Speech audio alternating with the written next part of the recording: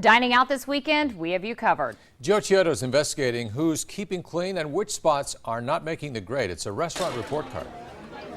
Our first stop brings us to Jazz Louisiana Kitchen at 14th and Farnham near the Old Market. Inspectors stopped by in April and found 15 violations.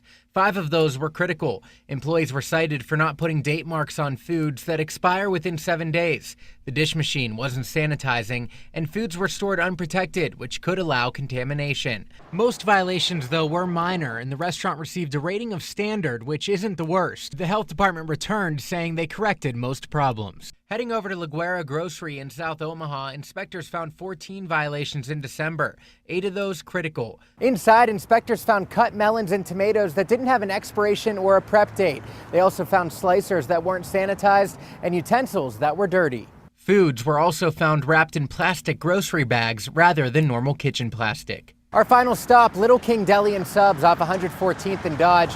In September, inspectors stopped by and found 22 violations. 7 of those were critical. 7 one-gallon cans of beans and chili were found dented. They were immediately returned. The interior of the ice machine needed cleaned, and the shelves in the deli cooler were too dirty to clean. They needed replaced.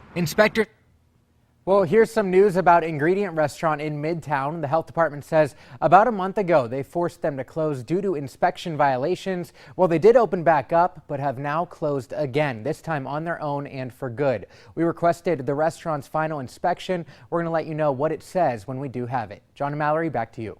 All right, Joe, and you can find past reports at WOWT.com. Scroll down to this drop-down menu. If you have a restaurant you would like Joe to check out, email him at joe.chiodo@WOWT.com.